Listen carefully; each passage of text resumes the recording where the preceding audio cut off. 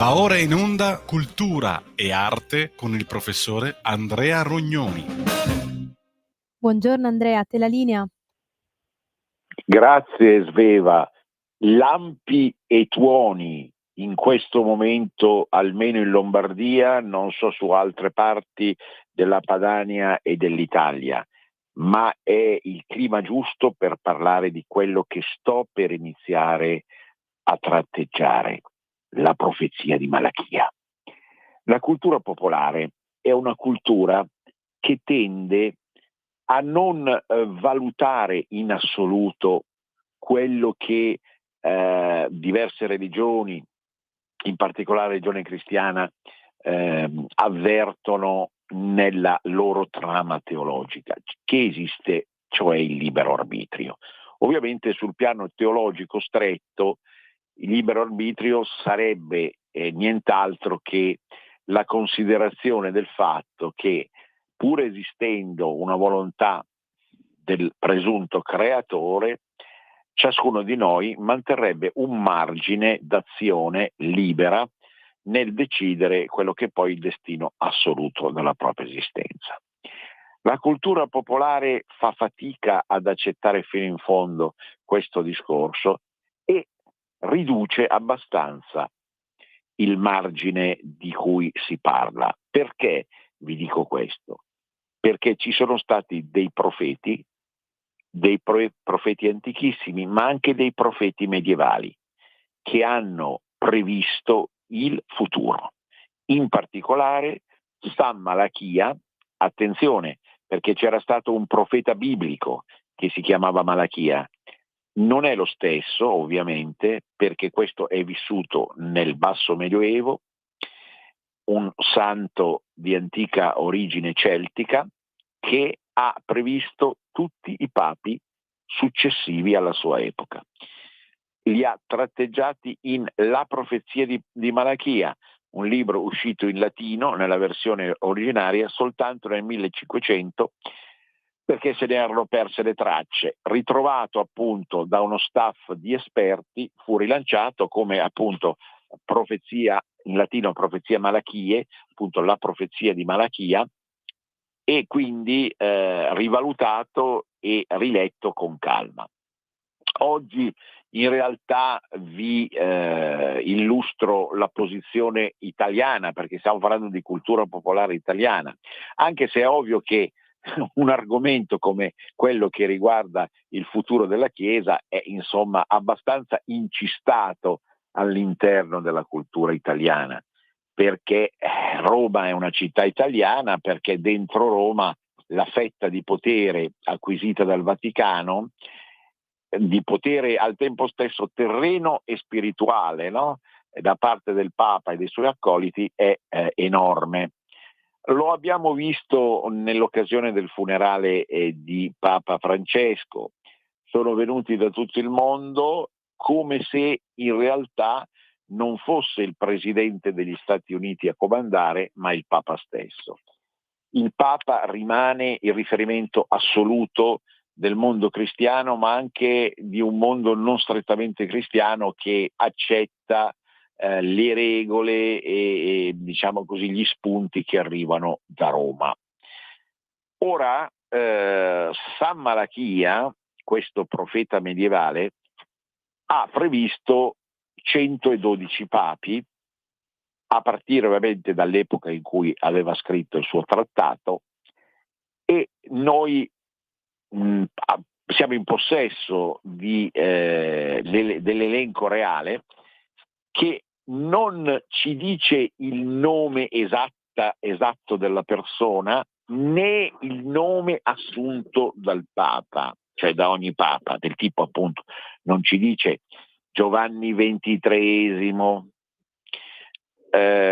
Giovanni Paolo I, Paolo VI, cioè non ci dice esattamente il nome del Papa, ma ci dice una battuta in latino che riassume quello che è un po' la personalità incarnata dal Papa stesso, o per le sue origini familiari, o per tratti caratteriali, o per comportamento durante il pontificato o infine per il modo con cui è morto. Ora, come alcuni osservatori italiani hanno notato, e tra questi mettiamoci pure, guardate caso, ma il caso non esiste secondo la cultura popolare, Paolo Gulisano, ospite spesso delle mie trasmissioni, che appunto ha scritto anche un libro proprio sulla profezia di Malachia. Non poteva mancare nel suo eclettismo e al tempo stesso nella sua faconda personalità, in bilico sempre fra dimensione umanistica e dimensione scientifica, non poteva mancare ovviamente anche questo interesse per Malachia. Ma riprendo il periodo che ho iniziato. In questa vulgata italiana, avete letto il promo, ho parlato di vulgata italiana, vi presento la vulgata italiana. Sono tanti quelli che osservano che le note riguardanti gli ultimi papi, cioè il 110, il 111, il 112, appaiono più sfumate e più complesse di quelle che riguardano gli altri papi. In ogni caso, io vi riassumo con i motti latini scritti da Malachia, pensate un po', quasi 1000 anni fa, quindi la capacità di vedere il futuro, vi dicevo, poi riprendiamo adesso questo concetto, quello che appunto ci illustra Malachia sui papi post-conciliari. Il primo post-conciliare è sicuramente Papa Giovanni il XXIII. Viene definito da Malachia pastor et nauta. Pastore certamente per la capacità appunto di acquisire nuove anime al suo seguito, ma nauta perché lui fu patriarca di Venezia, quindi della città nautica per eccellenza naturalmente. E queste due associazioni vanno bene.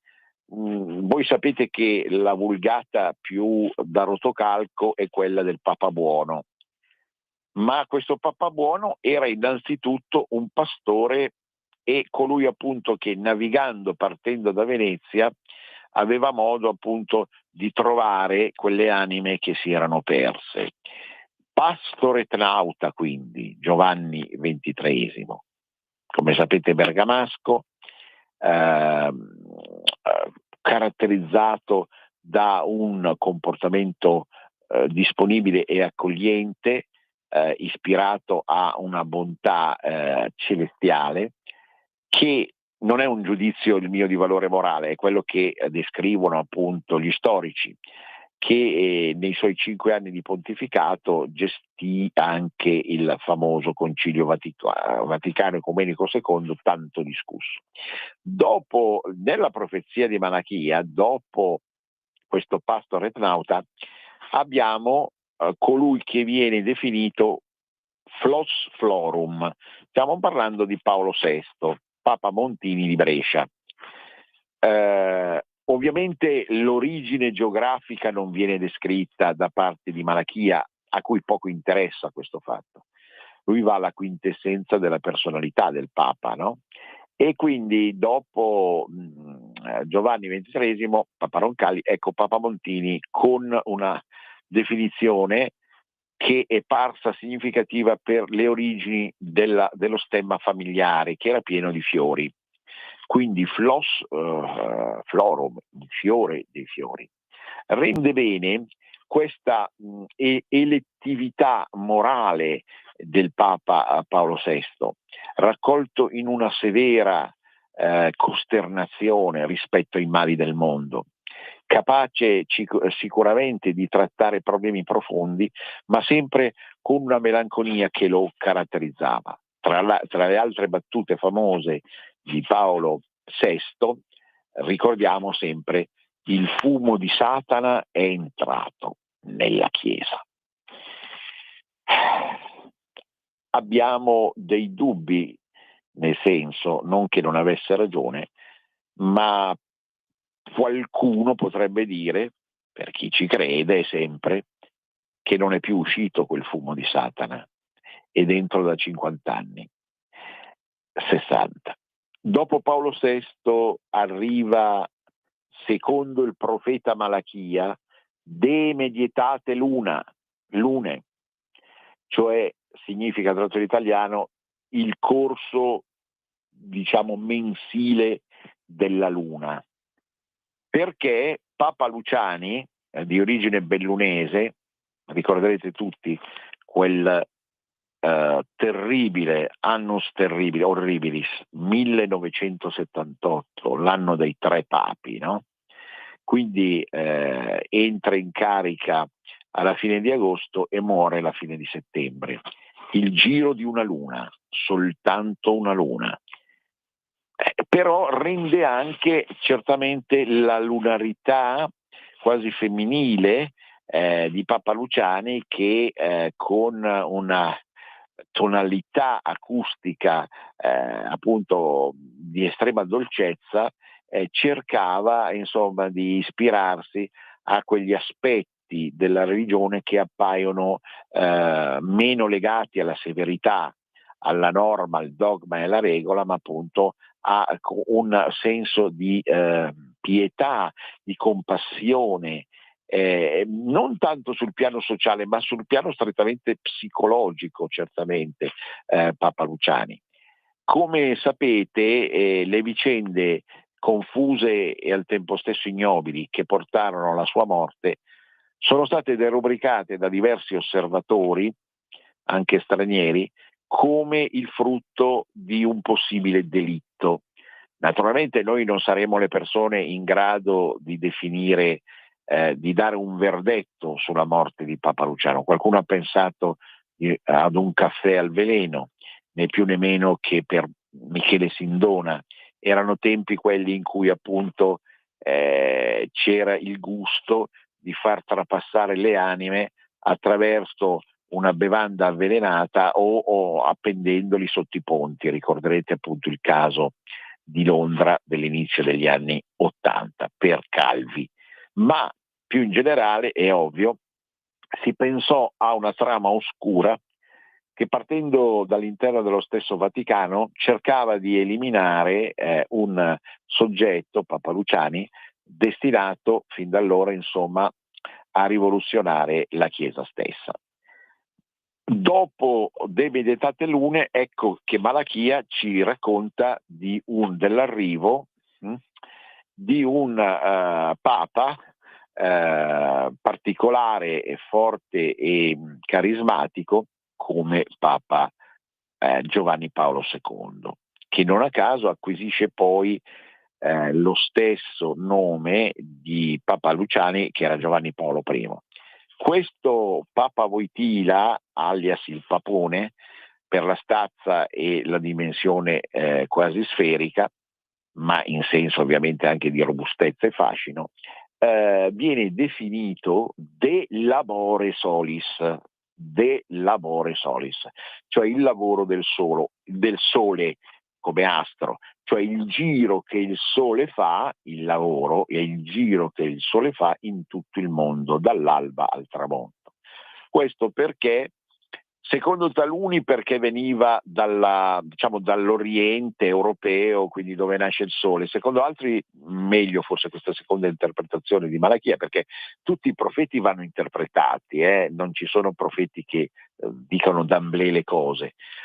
In un'altra famosa, non che mi autoelegga a famoso, ma certamente so che ebbe successo per l'argomento, non grazie a me, parlai di Nostradamus, che è un altro cannone, è un'altra bomba diciamo profetica. Bene, De labore solis appunto era proprio lui, perché forse girava per tutti i paesi del ho fatto una cinquantina di viaggi in 27 anni di pontificato, e questo lo elesse a una sorta di motore mobile, non immobile, come dice la filosofia, ma motore mobile, in grado di stravolgere anche la geopolitica mondiale. Ricorderete tutti come pose lui la firma della fine del comunismo, tanto detestato nella sua Polonia quanto prima il nazismo. Dopo De Labore Solis, ecco apparire delle scritture sacre a questo punto del profeta San Malachia, ecco apparire il Papa che viene dopo, De Gloria Olive.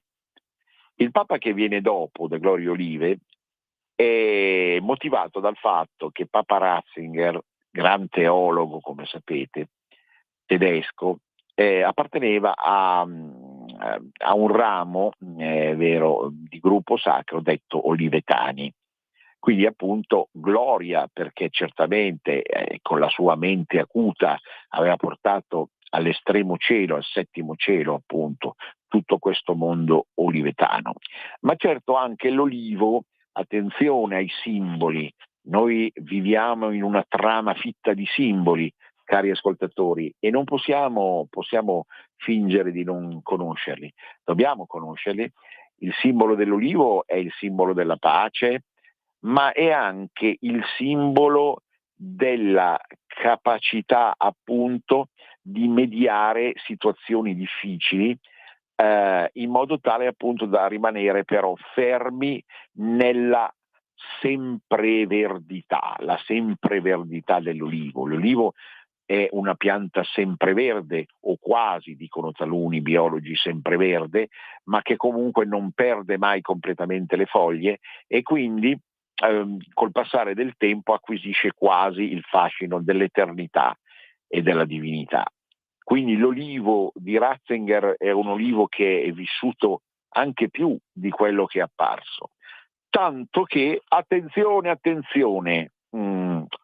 ponete particolare ascolto a quello che vi sto per dire.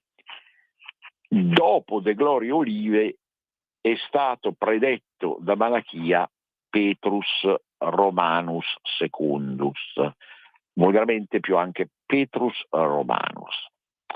Ma allora la domanda che tutti si sono posti, ovviamente anche Paolo Golisano, che in questo senso risentiremo, ma anche tutti i commentatori della profezia, non il conduttore Vespa che rimane un razionalista, il conduttore televisivo Bruno Vespa rimane fondamentalmente un razionalista, e in questo senso lontano dalla cultura popolare, ma pur grandissimo come giornalista. Ma ecco, molti si sono posti, a volte anche personaggi appartenenti a un universo illuminista, la domanda: ma allora Papa Francesco era lui oppure no il Petrus Romanus, cioè l'ultimo Papa, il 112esimo? Attenzione, scusate, non vorrei essere una lezione di esoterismo questo, ma il numero 112 è un numero molto molto particolare. Ritorniamo fra poco, attenzione, concentratevi adesso su questo problema. Ma davvero Malachia ha considerato Papa Jorge Maria Bergoglio? Qualche osservatore ha dei forti dubbi. In questa radio e con grande coraggio è stato intervistato spesso quel famoso giornalista romano, guarda caso, che ci ha rivelato quanto in realtà nella decisione di Papa Ratzinger non ci fosse la volontà di abbandonare la sede papale, ma semplicemente in qualche modo di trovare qualcuno che accanto a lui, che sarebbe rimasto Papa, lo avrebbe coadiuvato nell'ultima decina d'anni della sua vita nel mostrarsi come vero Papa. Ma i profeti non sono stupidi, scusate, se no non sarebbero profeti. È probabile che San Malachia abbia visto nella sua veggenza, attenzione, apro piccola parentesi, io vi riporto la mentalità della cultura popolare. Non sto dicendo che Andrea Rognoni crede nelle profezie, io vi sto riportando giornalisticamente quello che il mondo profetico tipico della cultura popolare, anche italiana, ha in mente di impostare. Quindi il Malachia, il santo, il medievale Malachia, che cosa vede nella sua veggenza? Egli vede, a distanza appunto quasi di 1000 anni, che esisterà un papa antipapa, non vero papa. E il problema che è stato sollevato anche su un piano più concreto, materiale e amministrativo, da qualcuno perfino all'interno della Chiesa, effettivamente. Ma ci sono state opere giornalistiche e scrittorie di diversi personaggi del mondo giornalistico che hanno presentato dei dubbi sulla realtà effettiva della funzione papale di Papa Francesco. Attenzione, anche qui attenzione alle mie parole, non sto dicendo che Papa Francesco non fosse degno di esserlo, ma nella realtà, sul piano formale, è probabile che non lo fosse, proprio perché ne abbiamo discusso diverse volte su queste onde, grazie ad alcuni collaboratori che adesso tra l'altro non collaborano più a Radio Libertà, ma che comunque hanno dato il loro contributo più che onorevole. E allora sto dicendo, Papa Ratzinger, se comunque nella versione reale del suo testamento spirituale non aveva scritto di voler abbandonare la sede papale, quella sede papale non è mai stata abbandonata. Cioè il vero Papa, come aveva intravisto Malachia, era proprio lui, De Gloria Olive, e non c'era nessun altro Papa al posto suo, no?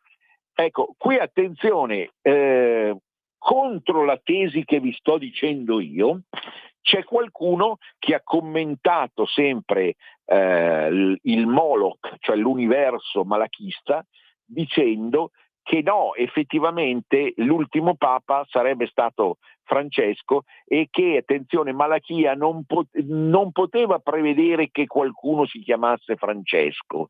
Quindi il Petrus Romanus sarebbe stato, difficile da spiegare però come simbolo, proprio Papa Francesco, no? Il Papa Nero, detto anche il Papa Nero perché i gesuiti si vestivano di nero. Questo è un altro trappolone, no? Ricorderete la famosa canzone del gruppo Veneto che appunto parlava di Papa Nero, poi tutti avevano pensato ovviamente a un Papa di colore, ma invece appunto in molti hanno capito che questo filone profetico, che non è strettamente malachista, ma di esegesi malachista, no?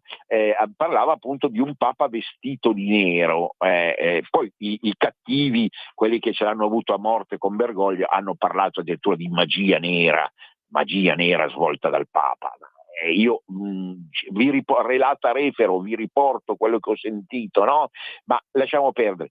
Però tutta questa impostazione non terrebbe conto invece del fatto molto più probabile che Malachia aveva intravisto semplicemente un vuoto, risentiremo su questo Paolo naturalmente, Paolo Gulisano prossimamente, probabile il sabato prossimo, e vedremo se entro sabato le cose saranno già risolte come conclave, ma certamente quello che importa è che comunque nella successione dei papi quello che verrà adesso sarà l'ultimo papa, perché De Gloria Olive, il papa reale, è stato Papa Ratzinger, non è stato Papa Francesco, e di conseguenza non si può pensare che abbia fallito il Malachia se uno accetta poi tutta la dinamica profetica, profetologica, eccetera, eccetera. Ci siamo su questo punto. Ecco, è una matassa, è un groviglio di questioni che si intersecano l'uno con l'altra, mi raccomando, quindi non è facile parlarne e non è facile dissipare questo velo di nebbia, ma se noi accettiamo l'idea che il Petrus Romanus è quello che viene eletto adesso tra il 7 e il 10 maggio, ecco, direbbero qui gli astrologi, nel pieno del segno ecclesiastico del toro, del Taurus, no? Se noi accettiamo l'idea che il Petrus Romano è questo, Petrus Romanus Secundus, diceva Malachia, che è questo che sta per essere eletto, allora noi dobbiamo concentrarci sulla figura corrispondente effettivamente a Petrus Romanus. Qual è questa figura? Cioè, quale cardinale può interpretare effettivamente questa figura? Quali sono i papabili reali secondo la profezia del Malachia? Ripeto, noi possiamo razionalmente dire tutte baggianate, tutte fandonie, va bene, ma dobbiamo sentire anche mettere appunto il nostro orecchio accanto alla voce della cultura popolare, che già altre volte ha visto cose che la cultura dotta illuminista non ha saputo vedere. E a proposito di quel 112, prima di chiudere la prima parte e lasciarvi in suspense per il nome del futuro Papa, vi dico che il 112 è un numero molto particolare nella matematica, nella numerologia e nell'astrologia, cioè in quelle scienze esoteriche che hanno una base marcatamente popolare. Per esempio, in astrologia, e chiudo, si tratta di una distanza ritenuta estremamente malefica. 112 gradi dello zodiaco viene ritenuta, se ci sono poi due pianeti che si guardano in punto alfa e in punto omega tra questi 112, viene ritenuta una delle massime distanze malefiche possibili e immaginabili. E io mi fermo perché vedo che siamo arrivati al 28esimo, 29esimo minuto, quindi chiedo a Sveva, a questo punto sacerdotessa della profezia di Malachia, viva la nostra sacerdotessa a questo punto. Chiedo di aprire il break. A dopo. Sempre più liberi con La tua radio è il nuovo sito che mette in prima pagina opinioni, firme, notizie, uno sguardo nuovo e originale sui fatti che ci circondano. Il nuovo quotidiano online. Semplicemente radiolibertà.net.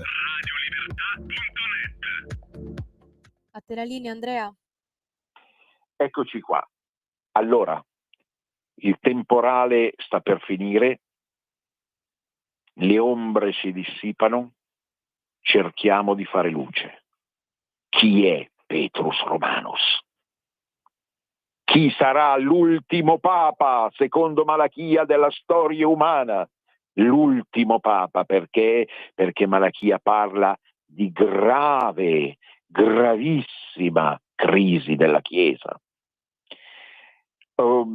Vi ricordo a questo proposito che Nostradamus predisse una Chiesa progressivamente distrutta da un'altra religione, che potrebbe essere la religione islamica. Ve lo riporto, la cosa fa anche abbastanza ridere perché è ovvio che saremmo davvero a una catastrofe epocale.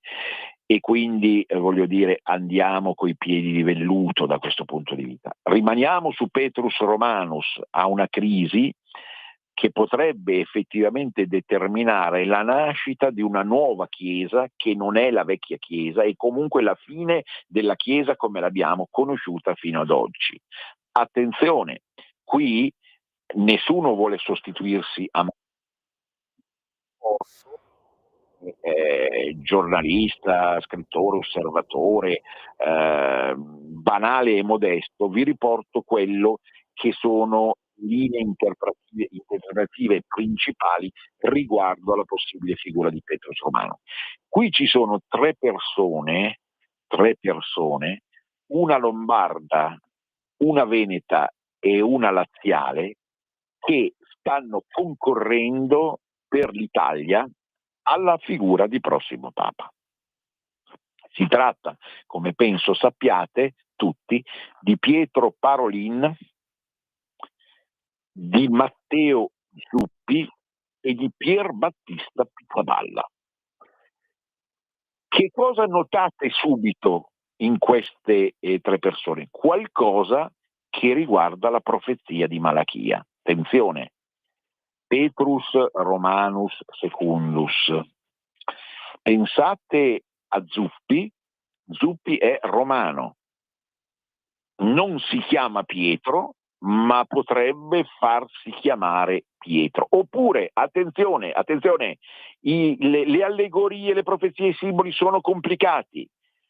Potrebbe non farsi chiamare Pietro come papa, ma potrebbe essere l'ultimo Pietro, proprio perché non ce ne sono stati altri dal primo che era il Pietro, quindi Pietro I, Pietro II, Petrus Romanus Secundus, romano. Zuppi è nato a Roma. Zuppi è nato a Roma, è diventato vescovo di Bologna, va bene, ha la sua storia, lo conoscete, adesso non faccio della biografia spicciola, no? Sapete benissimo che porta avanti una linea molto solidaristica, usiamo questo eufemismo, naturalmente all'interno di quel work in progress di base cattobuonista, cattocomunista, no? Che già è stato battezzato dallo stesso Papa Francesco. Quindi comunque Zuppi ha queste prerogative. Vogliamo guardare a Parolin?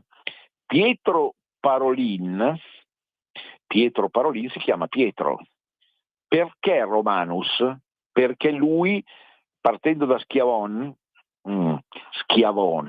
la città degli schiavi, in provincia di Vicenza, non che ci siano gli schiavi reali, ma appunto metaforicamente richiama la schiavitù degli ebrei e quindi del popolo cristiano, di conseguenza, che si libera andando a Roma, ha vissuto moltissimo tempo a Roma.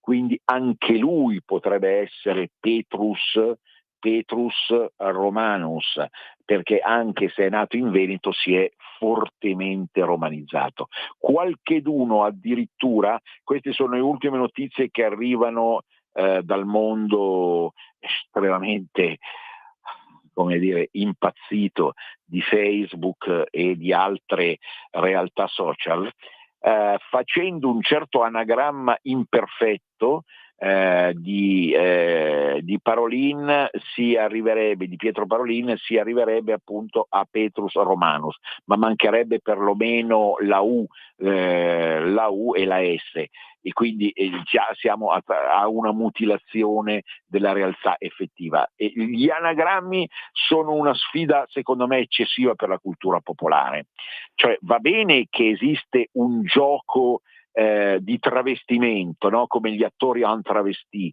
del teatro all'interno della cultura popolare italiana, però non esageriamo, e in ogni caso, senza arrivare all'anagramma, Pietro Parolin potrebbe essere il Petrus Romanus II effettivo, anche se non si chiama Pietro. Mi seguite? Zuppi potrebbe farsi chiamare Pietro, e partendo dal suo Matteo, questo qua è Pietro già di base e potrebbe farsi chiamare anche in un altro nome. Terzo elemento, l'elemento lombardo, tra l'altro appunto il coinvolgimento del Lombardo-Veneto, che io come sapete chiamo Benacchia, e della grande città di Roma, in questo momento per l'universo liberale, rappresentato niente po' di meno che dalla nostra regista bravissima appunto Sveva. Bene, allora a questo punto ci ricorda un po' la sfida del federalismo, no? Non è Lombardo-Veneto contro Roma, è Lombardo-Veneto e Roma, per una strana alleanza che solo la mente divina, secondo la cultura popolare, può interpretare nella maniera giusta, naturalmente. E quindi in ogni caso un lombardo, un veneto, un romano, abbiamo visto il romano, abbiamo visto il veneto, il lombardo è Pizzaballa.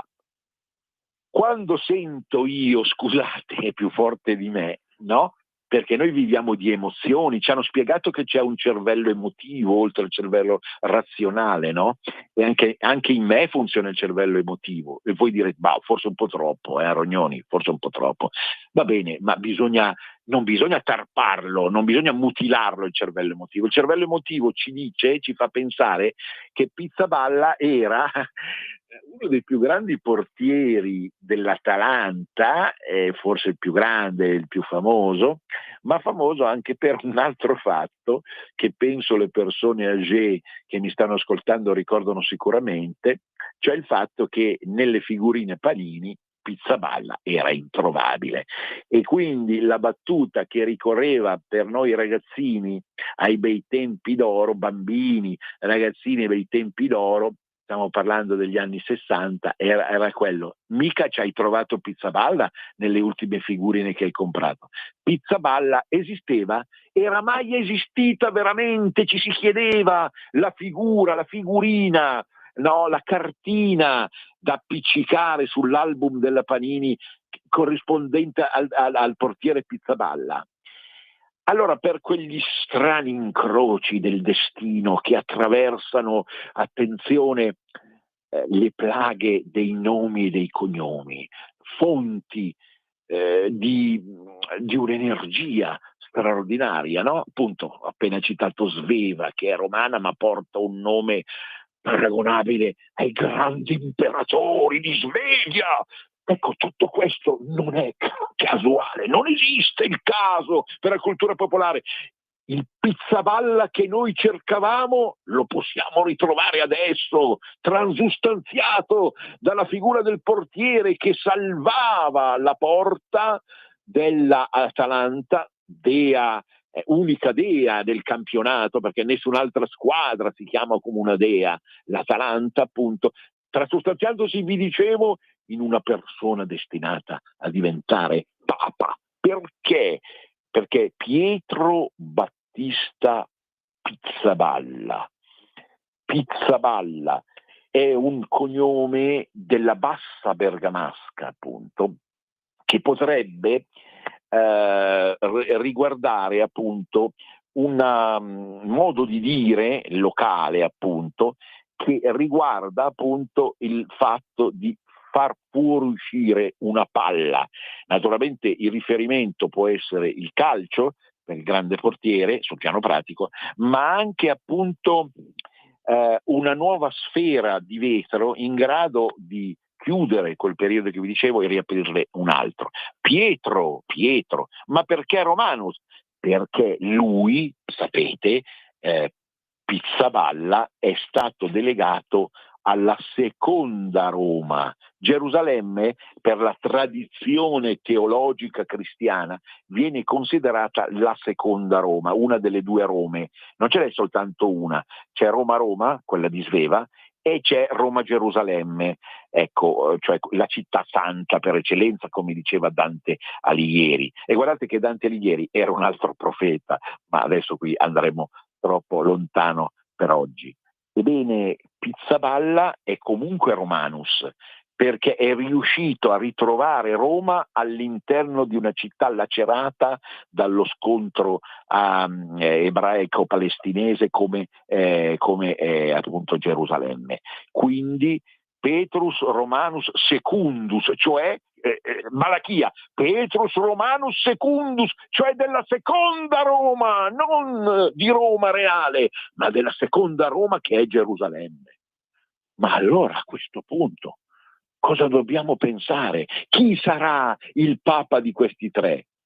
Una vocina flebile ma difficile da tarpare ci dice: mostra a vedere che non c'entrano niente, eh? Come si dice Sveva in romano? Ma che c'entra sta roba?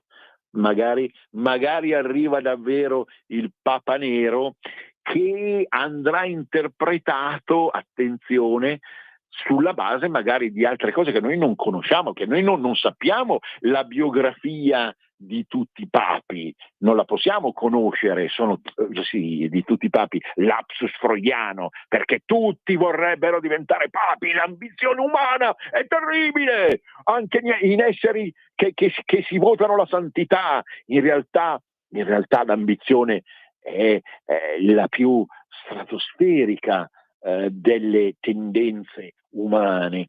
Quindi i cardinali, è stato un lapsus freudiano, i cardinali ci sguazzano, no? E viene sempre in mente anche un altro libro profetico alla sua maniera, che è Angeli e Demoni, no, di Dan Brown, il noto scrittore States, che in quel libro, fortunatissimo tradotto anche in film, riuscì a prevedere un conclave massacrante perché morì qualcuno. Ma intanto in questi giorni si è detto: ma è già morto un cardinale? Già, uno dei tre è stato fatto passare per morente. Stiamo parlando di Pietro Parolin. Evidentemente gli accoliti, i seguaci, i fans degli altri due, Zuppi e Pizzaballa, potrebbero aver messo in giro la voce che Pietro Parolin oramai non può più gareggiare, no?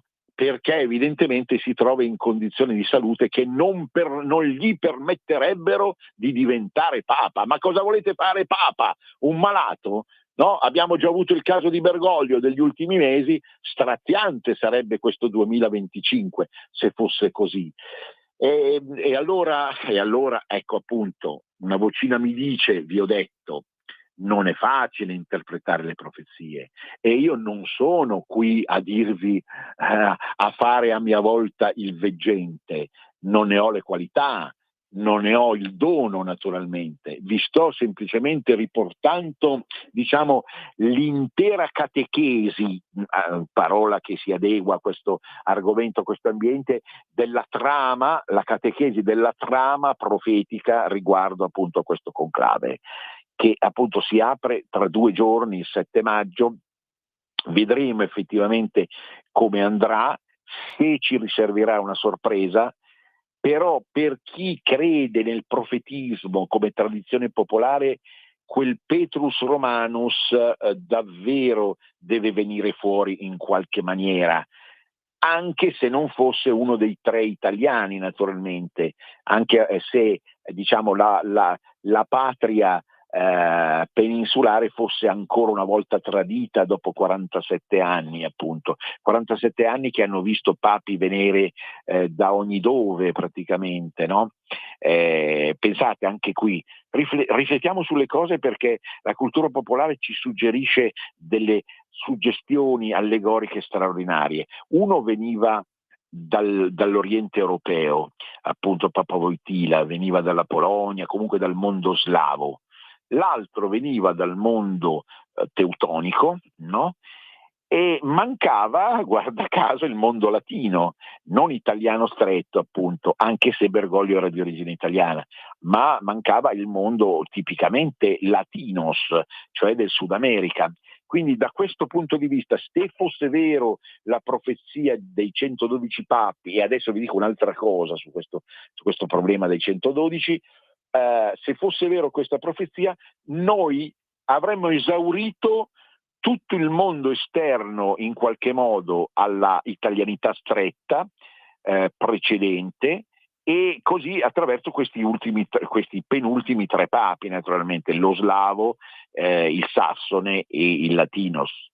L'avremmo esaurito, perché nella gamma possibile delle etnie non è detto che sia previsto appunto davvero il Papa Nero. Il Papa Nero potrebbe essere un incubo, non mi travisate, cioè voglio dire, ci mancherebbe altro, non sono razzista di natura, non lo sono mai stato, ma soprattutto quello che voglio dire, il colore nero ha il diritto perfetto di starci dentro a questo gioco, ma potrebbe non starci per il fatto che appunto in un certo senso il Papa Nero c'è già stato, ed era Francesco stesso, secondo quello che vi dicevo prima. In ogni caso sta a noi adesso sperare come italiani di avere appunto ancora un Papa italiano, non fosse altro perché è banale la mia osservazione, molto banale.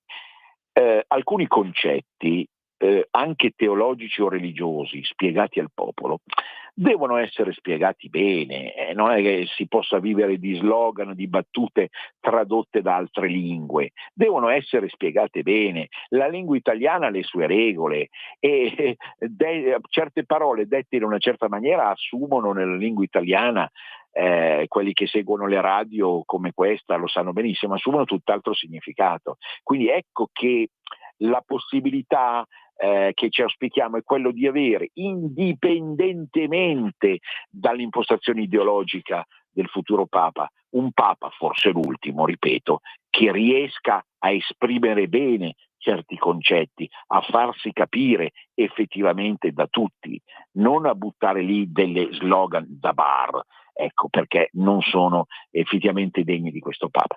E io mi fermerei qui, perché ho da parlare anche del mese cererian mariano. Mi fermo qui, ripeto, perché non voglio andare oltre. Il conclave è alle porte. Vedremo quante fumate nere e quale sarà la fumata bianca. È un momento epocale, è da brivido, è un momento da brivido. Il sole che tra qualche minuto riapparirà, almeno qui in Lombardia, dopo la pioggia e la tempesta, potrebbe essere appunto antesignano di qualcosa che comunque calma gli animi e riesce a ridare fiato alla speranza. Fede, speranza e carità, ecco le tre virtù teologali. Fede, per chi ci crede e pensa che credere faccia bene all'animo e all'umanità, ci vuole la fede. La carità, certo non la carità pelosa e stupida di chi vuole far arrivare l'Africa in Italia, quella proprio significa niente. La carità vera è quella innanzitutto nei confronti dei nostri vicini di casa, che spesso trattiamo a pesci in faccia. Quella è la carità vera. Iniziamo da quello e andiamo avanti verso tutto il resto, come quei cerchi quando buttiamo il sasso nello stagno che si allargano. La fede, l'ho detta, la carità e soprattutto la spes, ultima spes, è l'ultima spes della Chiesa questa, perché la Chiesa, come dice Malachia, sta davvero disintegrandosi. E dicevo il mese cererian mariano. Per gli antichi romani, per gli antichi latini, per gli antichi popoli della penisola, Cerere era una grande madre, la grande madre Cerere, corrispondente alla Cibele anatolica, la grande madre turanica che stava in Anatolia, l'attuale Turchia.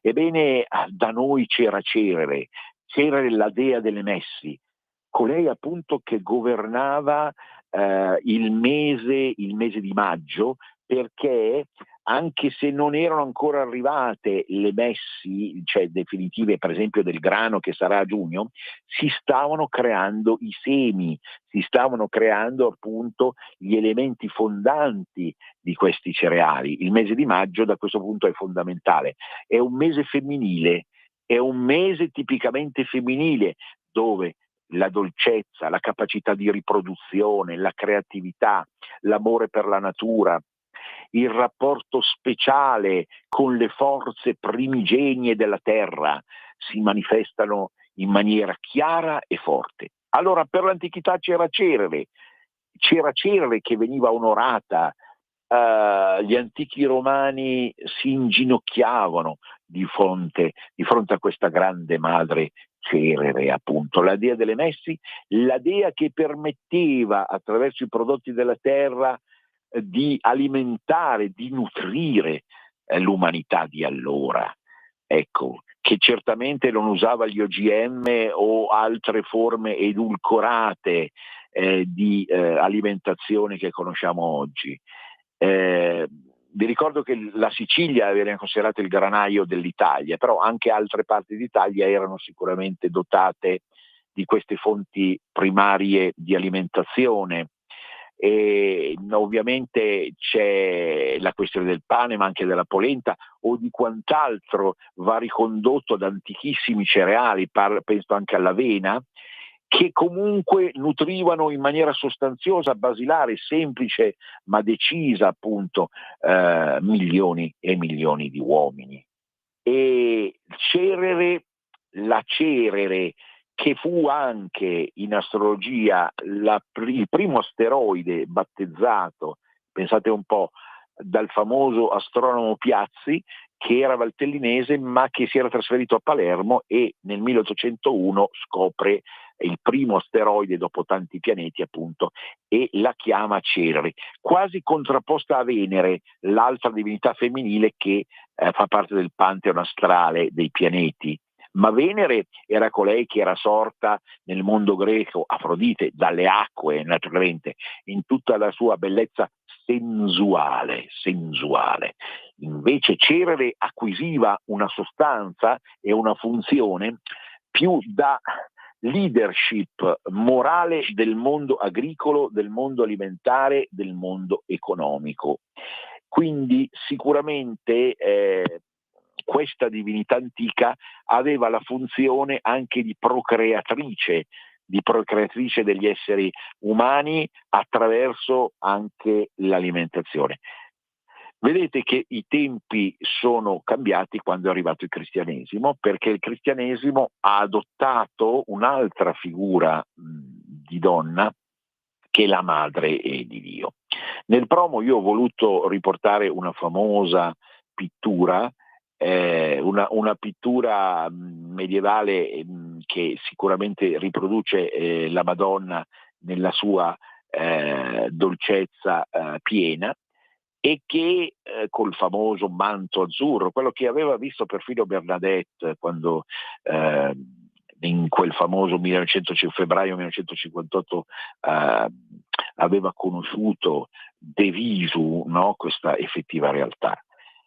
Questo mondo, il mondo cristiano, è un mondo fatto certo di apparizioni, non nella stessa misura, nella stessa forma, nella stessa finalità del mondo precristiano, che pur l'ha preceduto nel suo slancio, perché gli antichi romani e gli antichi celti che abitavano da noi nella nebbiosa pianura padana avevano questo senso del sacro che era già fortissimo nella terra chiamata Italia, era già fortissimo dalle Alpi alla Sicilia.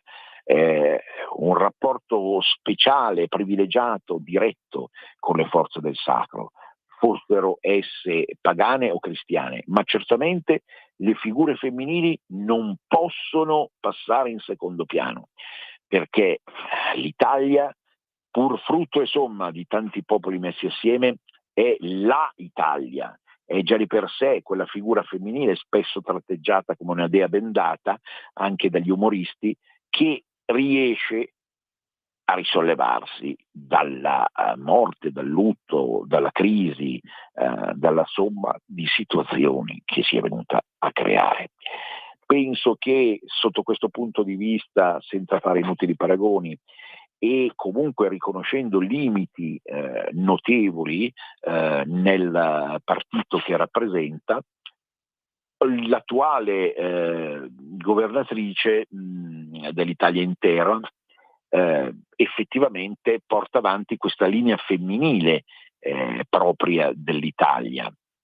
Femminile in senso buono naturalmente, però con tutti i pregi e difetti che ha la donna, come tanti sono i pregi e tantissimi difetti che ha il maschio naturalmente. L'idea di un'Italia sacra al femminile che parte da Cerere, l'antica dea Cerere, la dea delle messi appunto, del pane. A Ponte Valtellina c'è un ristorante che si chiama Cerere, andateci, mangerete benissimo. E arriva poi infine a Maria in tutte le sue manifestazioni possibili naturalmente, e per ricollegarmi a quanto dicevo all'inizio, come protettrice della stessa Chiesa romana.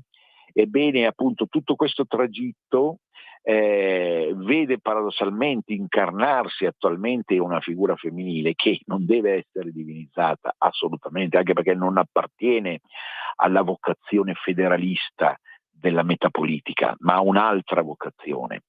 Ma più che una donna reale è una figura ideale naturalmente, e Maria protegge per chi ci crede certo, ma paradossalmente anche per chi non ci crede sul piano della danza oggettiva dei simboli, tutto un mondo che in qualche modo nel mese di maggio trova il suo adempimento. Pensiamo a quanto è avvenuto appunto come apparizione a Fatima a maggio, e pensiamo come appunto la festa della mamma riproduca in qualche modo sia l'antica Cerere che la nuova Maria. Non è blasfemia la mia, si badi bene, è studio di storia delle religioni, qualcosa che dovrebbe entrare nelle classi al posto dell'ora vuota che tuttora c'è, desertificata dai vari allievi, dalle varie allieve, perché non sono più interessate alla religione. Ma la sfera del sacro non potrà mai essere eliminata. Se noi la buttiamo dalla porta, rientra dalla finestra, magari come paccottiglia, ecco, come offesa al sacro stesso e come modo assurdo di esercitare un falso bene che alla fine fa male a tutti. Siamo arrivati alla fine, davvero. Grande abbraccio a tutti, buon conclave, ci risentiamo sabato, ne vedremo delle belle. Venezia risorga, risorga Venezia, per sempre, a risentirci.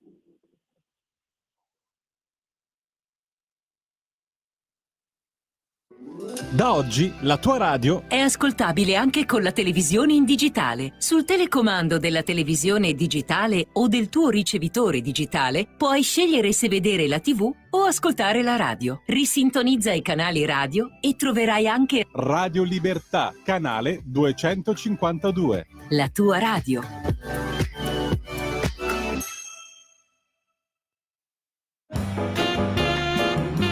Avete ascoltato Cultura e Arte